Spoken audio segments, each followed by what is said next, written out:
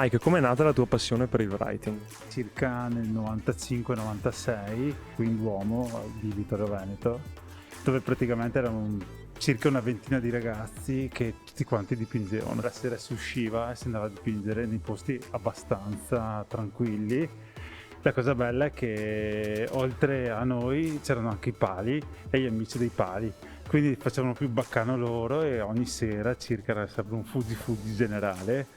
E da lì piano piano ci siamo spostati a Conegliano, dove negli anni 98 circa iniziai proprio a mettermi a essere attivo come writer, dipingendo al parcheggio Pittoni, e poi piano piano ho conosciuto gente dal Veneto, dall'Italia, ho iniziato a girare un po' tutti i posti possibili. Ecco, in cosa ti contraddistingui a livello proprio di stile? Io amo praticamente fare lettering 3D, che sarebbe praticamente dipingere su parete, tentando di far venire fuori le mie lettere come se fossero praticamente in prospettiva, con ombre e sfumature, luci chiaro scuro, ecco. La cosa è un po' più difficile di fare un platform, che sarebbe una specie di graffito normale, perché devo lavorare tantissimo sulle sfumature e ovviamente devono esserci anche dei punti luci che sono sempre omogenei su tutto il pezzo, perché se io dovessi fare la luce a sinistra deve essere sempre a sinistra, se no ne fa un po' una confusione e poi il writer o chi ne sa vede l'errore, ecco. Non solo disegni 3D, ma abbiamo visto anche qui dei ritratti. Tutto è iniziato col primo lockdown, dove io non potendo disegnare, non potendo fare muri, mi sono chiuso nel mio laboratorio e ho iniziato praticamente a fare questi volti.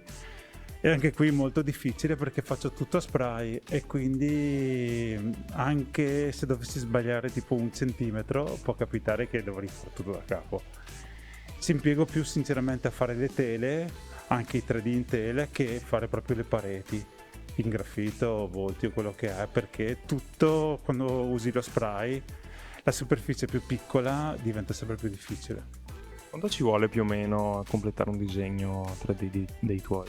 Allora, se mi metto proprio di gran carriera, nel senso che proprio voglio mettermi là a farlo venire fuori bene, circa sulle 8, 16, 20 ore su muro, invece su tela ci impiegherei anche su una trentina, anche di più. E tu qui a Vittorio dai una mano anche ai ragazzi avvicinarli al mondo del writing? Sì, questa è una cosa che ci credo tantissimo, perché è successo a me. Io quando ero piccolo ho avuto proprio i ragazzi più grandi di me, ripeto quelli di Conegliano, dove mi hanno preso proprio sotto la loro ala protettiva e mi hanno portato avanti. Stessa cosa sto tentando di fare io con i ragazzi di Vittorio e le zone limitrofe, dove loro vengono qua a dipingere da me, si prendono i colori e dipingono dove possono.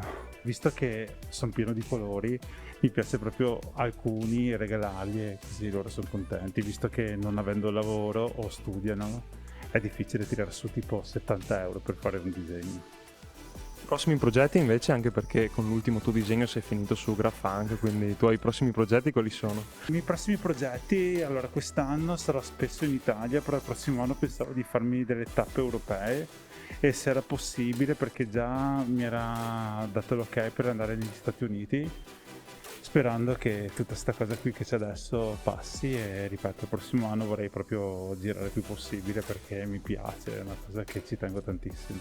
Un altro progetto che sinceramente ho a cuore io è qui a Vittorio Veneto, dove il progetto Giovani assieme al comune di Vittorio si organizza ogni anno questo corso di graffiti street art, dove quest'anno in particolare con l'aiuto di un'azienda ci è andato praticamente 250 metri quadri di muro dove dipingere assieme a tutti i ragazzi che parteciperanno a questo centro giovani, a questo corso qui.